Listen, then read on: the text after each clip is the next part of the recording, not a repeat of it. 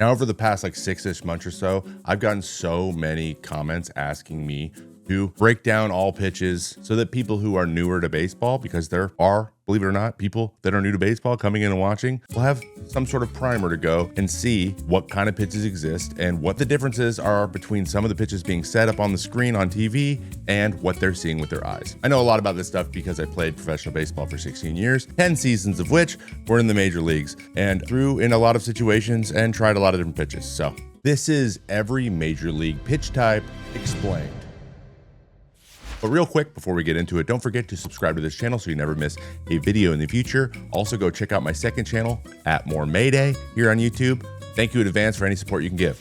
So I'll be using 4 main terms to refer to directions of movement a lot. Learning these will make watching a baseball game on TV or listening to it on the radio a little bit easier to follow, especially if the commentators are ex-pitchers. Now we're going to use a quick graph to really lock these things into your brains. Trust me, it's not as complicated as it seems. Up on the y-axis are positive numbers, and they represent vertical movement, or commonly called ride. Down is negative on the y-axis, commonly called drop. And you guessed it, on the X, right is positive, left is negative. These are referred to as arm side or glove side, but it switches based on the handedness of the pitcher. Don't worry, you're going to pick it up because every single time you're thinking about a pitcher, it's valuable to know whether or not they're right or left-handed. So you're already going to know that information. So this kind of just becomes intuitive. You got this. So let's just get into the pitch types and go.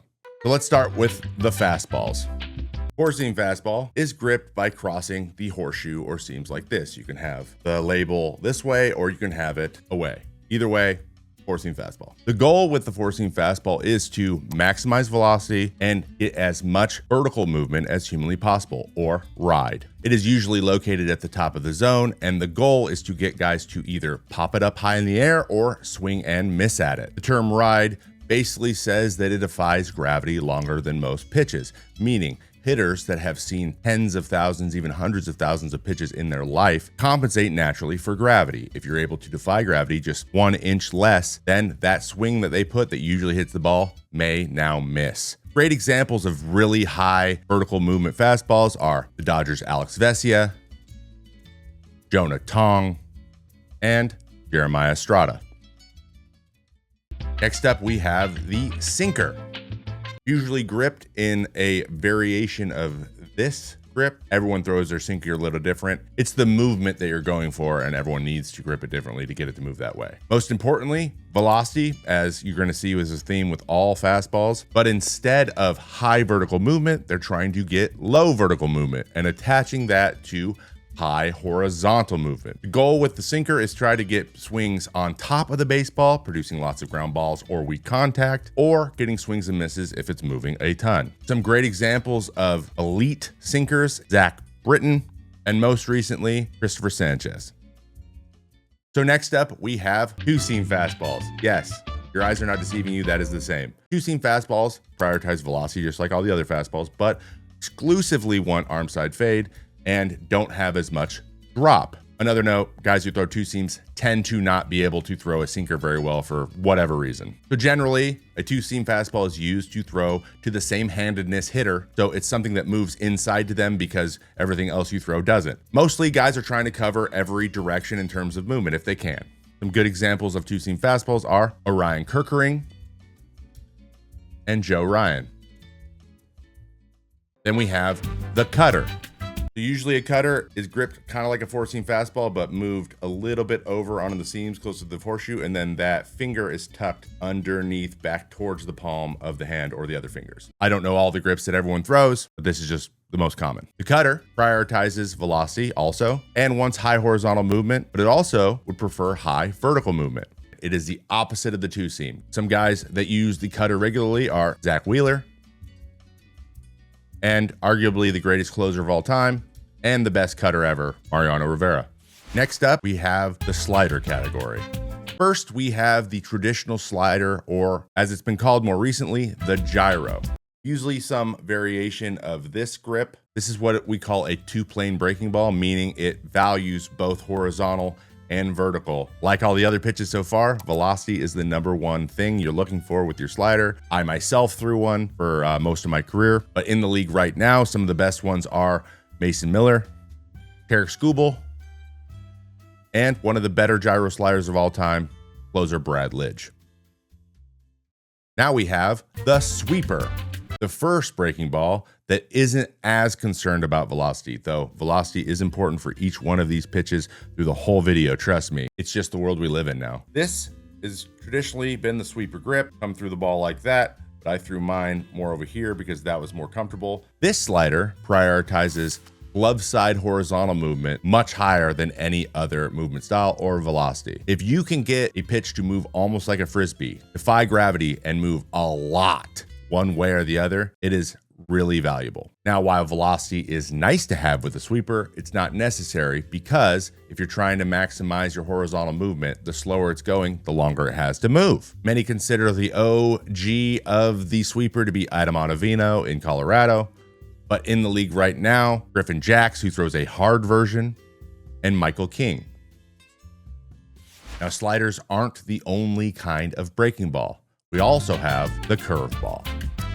The first curve I want to talk about is actually two, because I think they overlap so much that it's worth talking about them together. The knuckle curveball and the 12-6 curveball. What's interesting about these two is the first one, the knuckle curve, is called that because of the way that it is gripped, commonly spiked or even with a knuckle put flat on the ball. The 12-6, on the other hand, is named that way because of how it moves from 12 o'clock on a clock down to a 6 o'clock on the clock. It's like a sweeper, except for up and down, not left and right. Once again, velocity is nice, but not necessarily super important. Some good examples. Max Fried has a slower version. Brendan Little has the harder version. And Hunter Brown is somewhere in between, all of which are maximizing their drop. Then we have the slurve. It is a pitch that is somewhere between a knuckle curveball break and a slider. The guy who insists on this being a pitch that he names and throws on purpose is Seth Lugo. And now our last breaking ball, a pitch that only one person throws, but it is definitely worth mentioning. That is the churve. Now, I think you're noticing that baseball players love to combine two words together to explain what they're doing. There's only one guy who throws this, a gentleman named Joey Lucchese, and he throws a circle change grip that he then turns over like a football. Think Peyton Manning throwing a curveball. This was just something he learned when he was younger. I don't know how he came up with it. I don't even know how he does it effectively, but it does work. So if you want to know how the churve works, you got to ask Joey. Now let's talk about off-speed pitches, or generally changeups. The first changeup we have is the straight change, which is usually denoted by this circle, or it's called a circle change, or it's called a just changeup. This is how they were usually held, exactly like whatever your main fastball is you throw. The goal with the straight changeup was also to reduce velocity, create a big enough gap between your hardest pitch and your slowest pitch. Pretty much nobody throws one anymore for a couple reasons. One, they're very hard to pick up, and a lot of guys I know growing up just simply could not slow it down enough to be effective. The most famous one is Trevor Hoffman, another one of the greatest closers of all time. Next, we have the power change, which has kind of taken over for the straight change. Similarly with the grip, just the ball and the seams are oriented a little bit differently. I actually ended up switching to a power change the last 2 years of my career. We're using that effect called seam shifting in order to create arm side movement or fade. So instead of reducing velocity on a power change, you can throw this only a couple miles an hour slower than your four-seam fastball. It's the horizontal movement, the arm side fade that you're looking for. And there's a ton of examples of guys throwing this now. We have Robert Suarez and Paul Skeens. The splitter. You take these two fingers off, and that increases the velocity. The goal is to feel the ball coming off closer to your fingertips and slow down the spin. Drop is still really important, but the pitch ends up being harder and therefore more of a swing and a miss type of pitch, especially if you are a four-seam guy that likes to throw at the top of the zone. Some good examples of a splitter: Trey Savage, Yoshinobu Yamamoto, and Reed Garrett. The split change. This is basically a splitter, but slower. Velocity isn't as important. It's just the direct drop you want on that pitch. Some good examples of the split change are Bryce Miller and Jeremiah Estrada. Recently, we have gotten one of those bridge pitches between the splitter and the fastball, and that is called the splinker.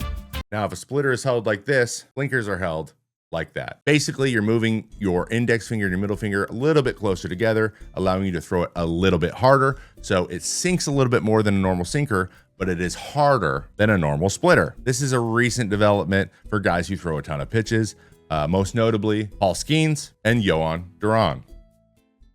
Then there's the forkball, which is a variation of a splitter that's even deeper, that involves your knuckles. This is meant to be the slowest spin pitch and is meant to get a ton of vertical drop. Kodai Senga of the Mets throws the ghost fork. Roki Sasaki throws a forkball, though he calls it a splitter. And Hall of Famer Jack Morris was known to have one of the best forkballs of all time. And our final pitch is another old school one, but still exists because there's a couple guys that do it. The screwball. Now, guys who threw a straight change before and would turn that ball over, pronating it. Guys who throw screwballs just do that at an extreme amount. They move the ball farther over here like this, and they really want it to roll off the hand and spin like that. Two guys that do it right now in the big leagues are Brett Honeywell. You may have seen him in the 2024 playoffs. And then we have the Devin Williams airbender. But when you watch it in slow motion, very clearly a screwball. And then the last pitch is the knuckleball. Basically, it denotes either having your fingertips on the ball, all four, or just two, or even just going fully onto your knuckles like this. I don't know where to grip on the ball. I could never throw one, but I do know that is the way that it is gripped. The only goal of a knuckleball is for it to have zero spin, making it extremely unpredictable to hit and a lot of times catch. We've had guys throw them hard. We've had guys throw them really, really soft. And there's really no right way to do it other than don't have it spin. Guys who have used knuckleballs are Stephen Wright and R.A. Dickey, who won the Cy Young.